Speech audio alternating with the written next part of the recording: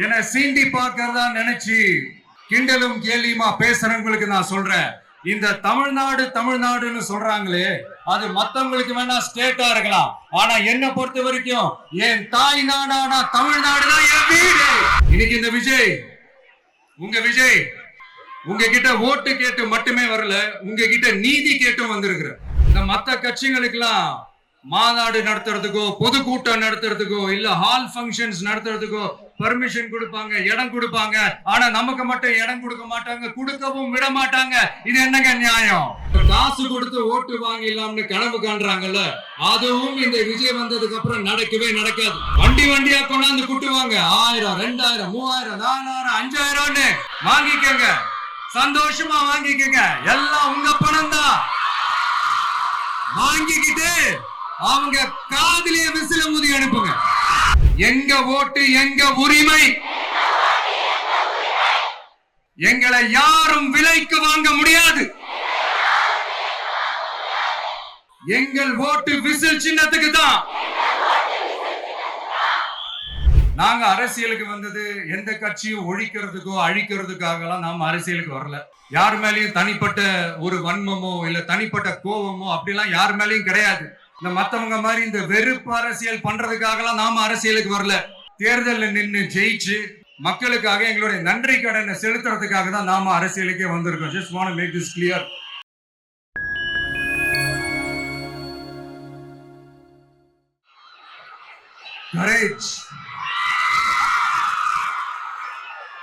Courage தான் எல்லாத்துக்குமே ஒரு பேஸ்.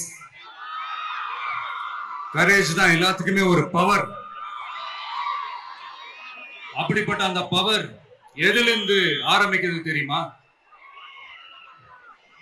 நம்மள அண்டர் எஸ்டிமேட் பண்ற நேரத்துல, நம்மள ஒரு ஏளனமா பாக்குற நேரத்துல, நம்ம யாருன்னு ப்ரூவ் பண்ணி காட்டணும்னு ஒண்ணு தோணும். நம்ம யாருன்னு காட்டணும்னு ஒரு உத்வேகம் ஒண்ணு வரும். அப்படி ப்ரூவ் பண்ற அந்த பாயிண்ட் எதுல இருந்து ஸ்டார்ட் ஆகுது தெரியுமா?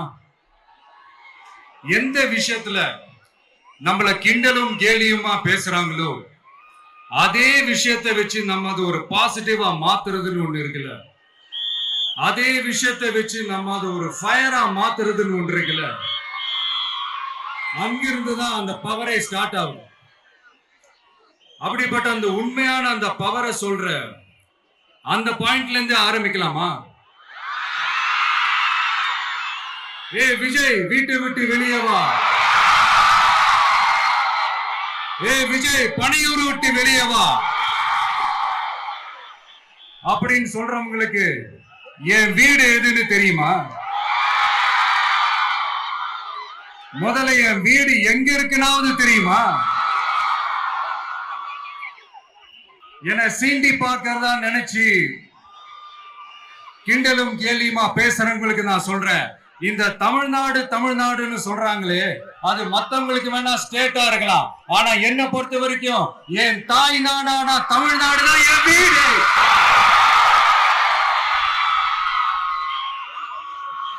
என் வீட்டுல மொத்தம் எத்தனை பேர் இருக்காங்க தெரியுமா? 8 கோடி பேர் இருக்காங்க. ஒட்டுமொத்த தமிழ்நாட்டு மக்களும் என் வீட்டு மக்கள், என் குடும்பம், என் உறவு, என் சொந்தம். எனக்கு எல்லாமும் கொடுத்த இந்த 8 கோடி சொந்தங்களுக்கு இனிமே எல்லாமுமா கூட நிக்க போறது இந்த விஜய் மட்டும்தான். தமிழ்நாட்டோட முதல் படை வீரனா, தமிழ்நாட்டோட முதல் பாதுகாவலனா அவங்க கூடவே நிக்கணும்ன்றதுதான் என்னுடைய குறிக்கோள்.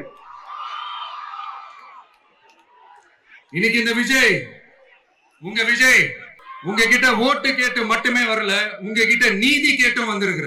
ஆக்சுவலா உங்களுக்காக நீதி கேட்கறதுக்காக தான் நான் அரசியலுக்கே வந்தேன். ஆனா இன்னைக்கு நான் உங்ககிட்ட நீதி கேட்கறதுக்காக வந்திருக்கிறேன். இந்த விஜய் என்னங்க தப்பு பண்ணா? தன்னை நேசிச்ச தன்னுடைய மக்களுக்காக அரசியலுக்கு வந்தா அது ஒரு தப்பா? எல்லாத்தையும் ஒதுக்கி தள்ளிட்டு மக்களுக்காக மட்டுமே வந்தா அது ஒரு தப்பா? இந்த மத்த கட்சிகளுக்கெல்லாம் மாநாடு நடத்துறதுக்கோ பொதுக்கூட்டம் நடத்துறதுக்கோ இல்ல ஹால் ஃபங்க்ஷன்ஸ் நடத்துறதுக்கோ பர்மிஷன் கொடுப்பாங்க, இடம் கொடுப்பாங்க. ஆனா நமக்கு மட்டும் இடம் கொடுக்க மாட்டாங்க, கொடுக்கவும் விட மாட்டாங்க. இது என்னங்க நியாயம்? நான் போய் மக்களை சந்திக்கிறதுக்கோ இல்ல மக்கள் வந்து என்ன சந்திக்கிறதுக்கோ ஒரு உரிய இடமோ இல்ல உரிய பாதுகாப்போ மத்த கட்சிகளுக்கு எல்லாம் கொடுப்பாங்க. ஆனா எனக்கு கொடுக்க மாட்டாங்க, கொடுக்கவும் விட மாட்டாங்க. இது என்னங்க நியாயம்? இந்த SOPs சொல்லுவாங்க, அதனுடைய ஃபுல் ஃபார்ம் வந்து ஸ்டாண்டர்ட் ஆபரேட்டிங் ப்ரொசீஜர். ஆனா எனக்கு மட்டும் அது ஸ்டாலின் சார் ஆபரேட்டிங் ப்ரொசீஜர். இது என்னங்க நியாயம்? இந்த விஜய் உண்மையானவன்றது உங்க எல்லாருக்குமே தெரியும். நமக்கு எதிரா சதி செய்யறது யாரு, நமக்கு எதிரா சூழ்ச்சி செய்யறது யாரு, நமக்கு எதிரா பழி போடுறது யாரு, யாரெல்லாம் ஒன்னா சேர்ந்து இதெல்லாம் செய்யறாங்கன்றது உங்க எல்லாருக்குமே நல்லா தெரியும். அதனால என்னோட சொந்தங்களாகிய உங்ககிட்ட வந்து நான் நீதி கேட்காம வேற யாருக்கிட்ட தான் போய் கேட்பேன்?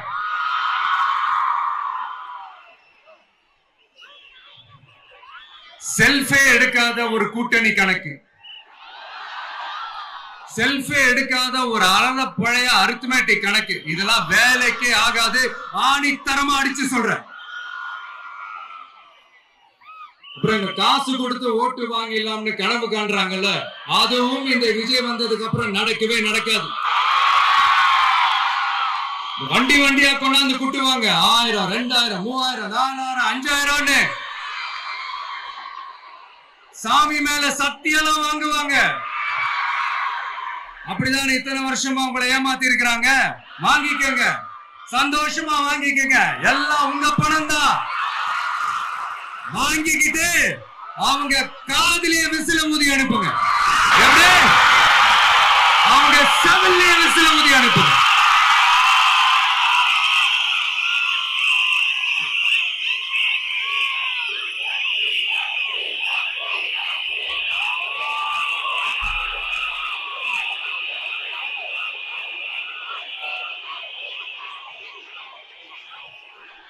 அடுத்து நம்மளுடைய ஜென்சி அடுத்த இளம் தலைமுறையினருக்கும் நான் சொல்லணும்னு நினைக்கிறேன். இந்த பணத்தை கொடுத்து ஏமாத்தி ஓட்டு வாங்குற அந்த கலாச்சாரம் ஒழியணும். பணத்தை கொடுத்து ஏமாத்தினா ஏமாறுவீங்க. உங்களை தான் கேட்கிறேன், பணத்தை கொடுத்து ஏமாத்தினா ஏமாறுவீங்க? எல்லாரும் கொஞ்சம் கையைப்பிடி வைங்களேன் எனக்காக. நான் சொல்றதை கொஞ்சம் ரிப்பீட் பண்ணுங்க. எங்க ஓட்டு எங்க உரிமை. எங்களை யாரும் விலைக்கு வாங்க முடியாது. எங்கள் ஓட்டு விசில் சின்னத்துக்கு தான். வேற யாரையும் நம்பி ஏமாற மாட்டோம். தேங்க்யூ. கேட்டுச்சா சார்? இனிமே நீங்க கொள்ளையடிச்சு வச்சிருக்கிற பணம் எல்லாம் வேஸ்டா போகுது, குப்பையில தான் தூக்கி போடணும். உங்களுடைய இந்த ஊழல் ஆட்சியும் மக்கள் குப்பையில தான் தூக்கி போட போறாங்க. அடுத்து ஒவ்வொரு வீட்டில் இருக்கிற என்னுடைய குட்டி நண்பா நண்பீஸுக்கும் நான் சொல்லணும்னு நினைக்கிறேன். வீட்டுல டிவியில உட்கார்ந்து இந்த பிரச்சார மீட்டிங் எல்லாம் பார்த்துட்டு இருப்பீங்க. உங்களையும் உங்களுடைய ஃபியூச்சரையும் மைண்ட்ல வச்சுக்கிட்டு தான் நாம அரசியலுக்கே வந்திருக்கிறோம். அதனால எனக்காக நீங்க ஒண்ணு செய்யணும். தொடர்ந்து செஞ்சுக்கிட்டு தான் இருக்கிறீங்க. நான் நிறைய கியூட்டான வீடியோஸ்லாம் நான் பாக்குறேன். லைக் உங்க அம்மா அப்பா கிட்ட மைக்க நீட்டி யாருக்கு ஓட்டு போடுவீங்கன்னு கேட்டா பின்னாடி இருந்த அந்த பையன், அம்மா விஜய்னு சொல்லுவா, அப்பா விஜய்னு சொல்லுப்பா அப்படின்னு நிறைய அந்த கியூட்டான வீடியோஸ் எல்லாம் பாக்குறேன். அதை தொடர்ந்து தயவு செஞ்சு அதை தொடர்ந்து கண்டினியூ பண்ணுங்க. உங்க வீட்டுல இருக்கிற உங்களுடைய அப்பா அம்மா தாத்தா பாட்டி பெரியப்பா பெரியப்பா சித்தி சித்தப்பா அத்தை மாமா ஓட்டு போடுற வயசுல இருக்கிற அண்ணன் அக்கா எல்லாரையும் விசில் சின்னத்துக்கு ஓட்டு போட சொல்லுங்க. விசில் சின்னத்துக்கு ஓட்டு போட வைங்க.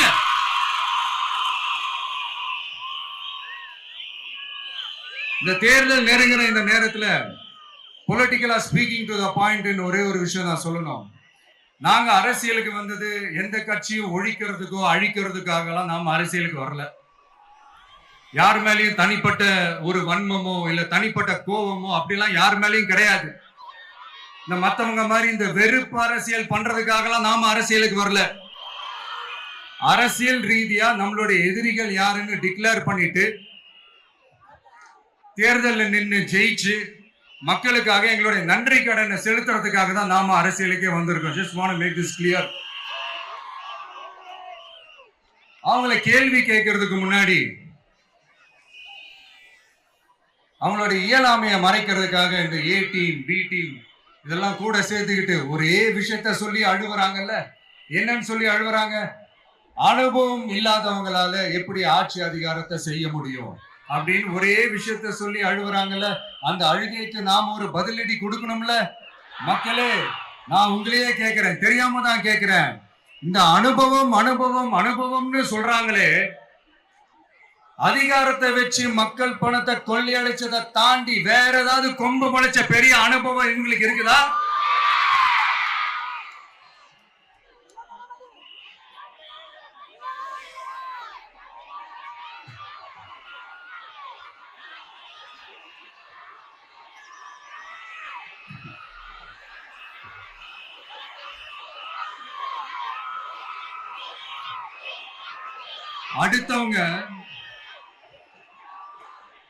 அடுத்தவங்க ஆரம்பிச்ச அரசியல் கட்சியில அடுத்தவங்களுடைய அட்ரஸ்ல அரசியல்வாதிகளா இருந்துட்டு இருக்கிற இவங்க எல்லாருக்கும் ஒரு சவால்.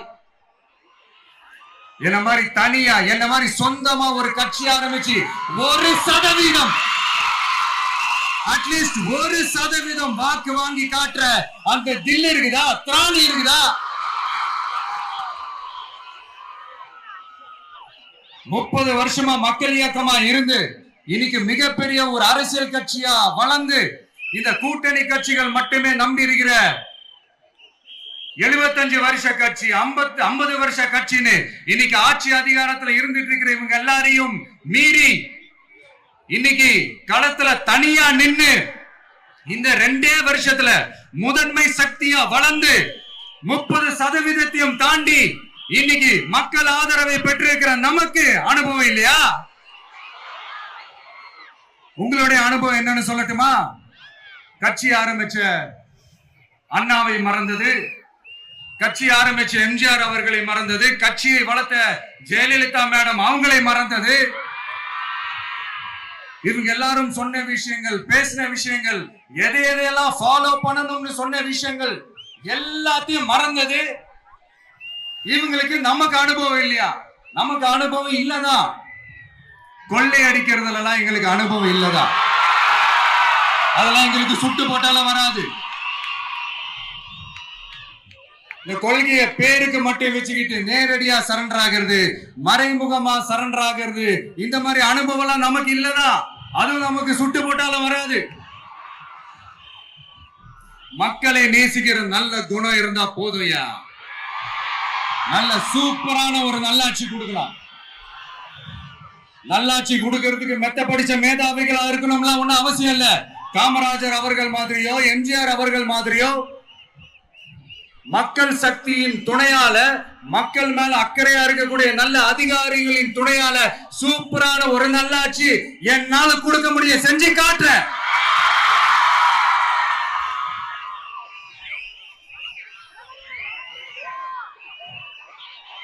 4.5 வருஷம் ஆச்சு, 4.25 வருஷத்துக்கு மேல ஆகுது. இப்போ ஒவ்வொரு வீட்டு கதவையா தட்டி உங்கள் கனவுகளை சொல்லுங்கள், உங்கள் கனவுகளை சொல்லுங்கள், நாங்கள் அதை நிறைவேற்றி காட்டுறோம். இல்ல, ஸ்டாலின் சாருக்கு மக்கள் சார்பா ஒரு கேள்வி. மக்களுடைய கனவு என்னன்னு உங்களுக்கு தெரியுமா சார்? அது சரி, அவங்க என்ன நினைக்கிறாங்கன்னு உங்களுக்கு தெரியாது, அதுக்கப்புறம் எப்படி அவங்க கனவுகளை பத்தி உங்களுக்கு தெரியும்?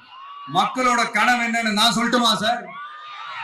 2019, 2021, 2024 இந்த 3 தேர்தலையும் மக்கள் உங்களுக்கு வாக்களிச்சதுக்கு காரணம் நீங்க மக்களுக்கு ஏதாவது நல்லது செய்வீங்கன்னு நம்பிதான். ஆனா நீங்க மக்களுக்கு கொடுத்த பரிசு மக்களுக்கு பாதுகாப்பே இல்லாத மக்கள் விரோத ஆட்சி.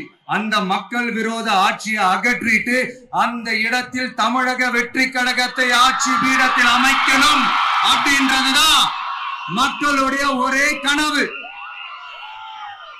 இந்த மக்கள் விரோத திமுக அரசை நிலைக்க கூடாது அப்படின்றதுதான் மக்களுடைய ஒரே கனவு. 100% தூய சக்தி டிவிக்கு ஆட்சி அமைக்கும். அதுல உங்களுடைய கனவுகள், உங்களுடைய ட்ரீம்ஸ் எல்லாமே ஃபுல்ஃபில் ஆகும், நிஜமாகும்.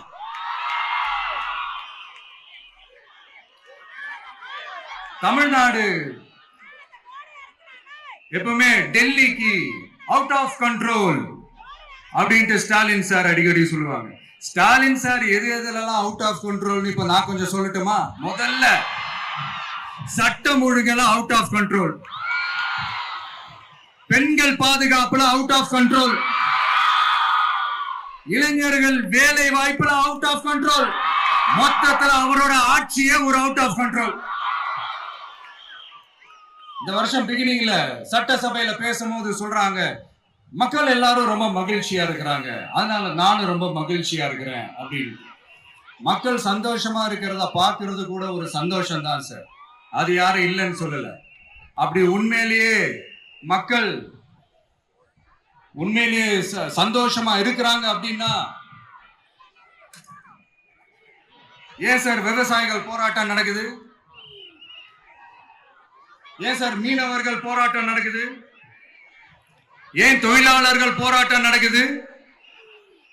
தூய்மை பணியாளர்கள் போராட்டம் ஏன் நடக்குது?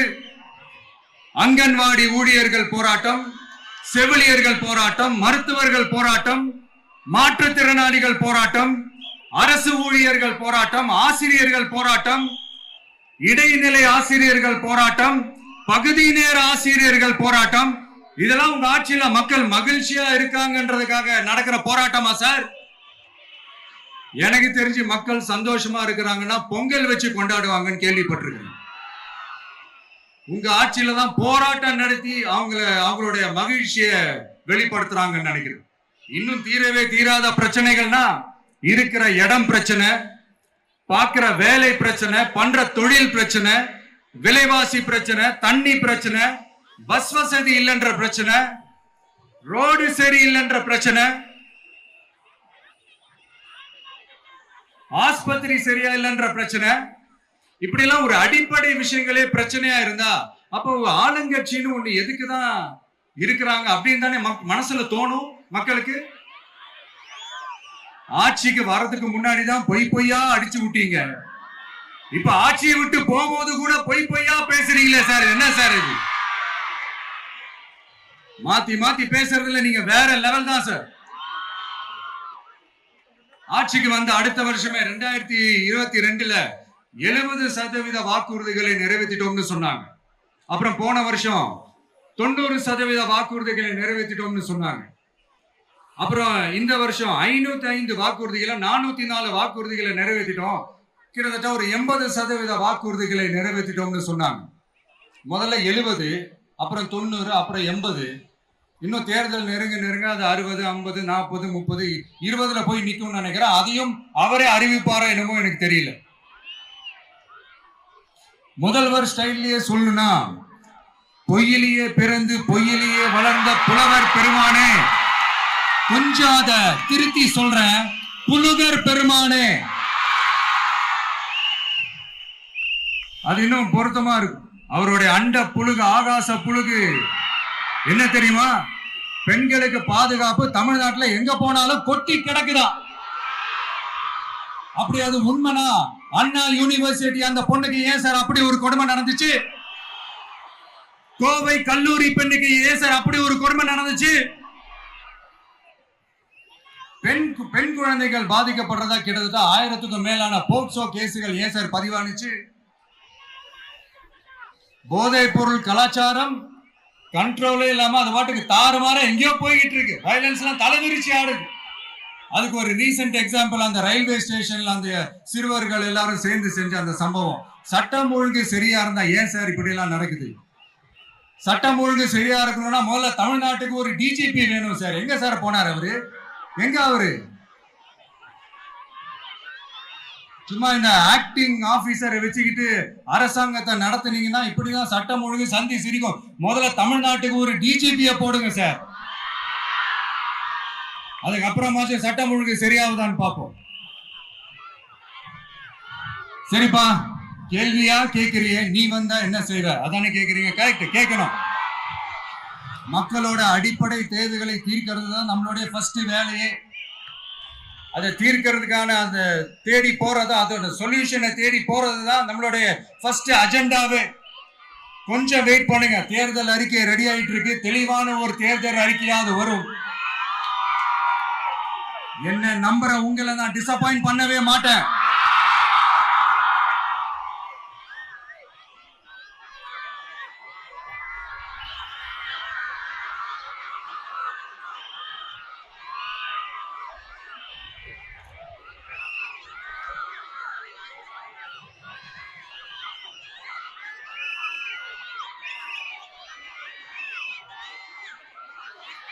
இந்த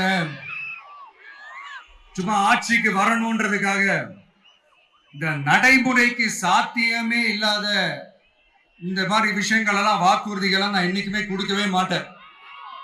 அதே மாதிரி ஆட்சிக்கு வந்ததுக்கு அப்புறம் கூட அவங்க அது தரல, இவங்க இது தரல அப்படின்லாம் பம்மிக்கிட்டு இல்லாம உங்களுக்காக எந்த எக்ஸ்ட்ரீமுக்கும் போய் நான் போராடவும் தயாரா இருக்கிறேன். அதனால நான் மறுபடியும் இதை நான் ரிப்பீட் பண்றேன். இவ்வளவு நாள் இதை நான் மட்டும் தான் சொல்லிக்கிட்டு இருந்தேன். இப்ப களமே சொல்லுது, ரெண்டு பேருக்கு நடுவுல தான் போட்டியே.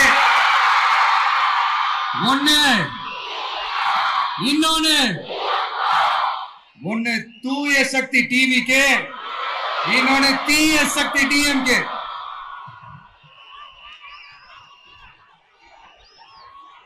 இப்ப நம்ம இந்த எலெக்ஷன் விஷயத்துக்கு வருவோம். விஜய் என்னப்பா இவரை மட்டும் தான் எதிர்க்கிறாரு, இவங்களை எதிர்க்க மாட்டேன்றாரு, அவங்கள பத்தி எதுவுமே சொல்ல மாட்டேங்கிறாரு. இல்ல நான் கேட்கிறேன், இது யாருக்கான எலெக்ஷன்? தமிழ்நாடு சட்டசபைக்கான ஒரு தேர்தல். இப்ப இங்க யார் ஆட்சியில இருக்கிறா? யாரு பொய்யா வாக்குறுதிகளை கொடுத்த மக்களை ஏமாத்துறது? யாரு மக்கள் விரோத ஆட்சியை நடத்துறது? அப்ப இங்க யாரை அகற்றணும்? இந்த மக்கள் விரோத திமுக அரசை அகற்றணும்னா நம்ம யாரை எதிர்க்கணும்? எதுக்கு தேவையில்லாம பல முறை மக்கள் ஆல்ரெடி டிலீட் பண்ணவங்களை எதுக்கு? நம்மளுடைய கான்சென்ட்ரேஷன், நம்மளுடைய டார்கெட் திமுகன்றப்போ டார்க்னஸ் குள்ள எதுக்கு கல்லெறியணும்? இங்க மக்களை விரும்புற விஜய் வேணுமா, இல்ல மக்கள் விரோத ஆட்சி நடத்துற ஸ்டாலின் சார் வேணுமா? அவ்வளவுதான் இந்த தேர்தலே. இதுக்கு நடுவுல வேற யாருமே கிடையாது. புரியுதுங்களா உங்களுக்கு? என் நெஞ்சில் குடியிருக்கும் சேலம் மக்களே,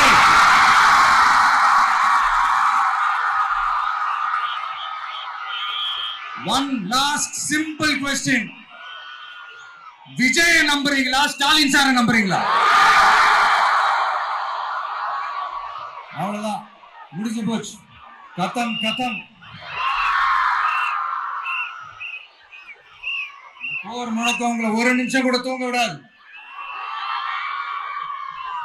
இந்த போன லாஸ்ட் வீக் இந்த டிஎன்பிஎஸ்சி இந்த எக்ஸாம்ஸ், இந்த குரூப் 2 எக்ஸாம்ஸ் அதை அனௌன்ஸ் பண்ணிட்டு உடனே அதை கேன்சல் பண்ணிட்டாங்க. இது உலகத்துக்கு எல்லாருக்கும் தெரியும். கேன்சல் பண்ணிட்டு ரொம்ப சிம்பிளா டெக்னாலஜி இதோ சம் ஃபால்ட், டெக்னிக்கல் ஃபால்ட் அப்படின்னு சொல்லி அதை கடந்து போயிட்டாங்க.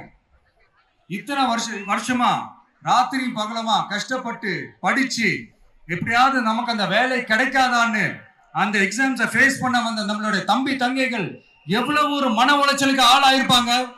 அதை யாராவது யோசிச்சு பாத்தீங்களா? ஒரு எக்ஸாம்ஸை ஒழுங்கா நடத்த தெரியல, இதுல உலக நாடுகளோட போட்டி போடுறாங்களாம். நம்மளுடைய தம்பி தங்கைகள், நம்ம அம்மா அப்பா கிட்ட சொல்லுங்க, யாரும் தைரியம், எல்லாரும் தைரியமா இருங்க. வரப்போறது உங்க ஆட்சி, நம்ம ஆட்சி.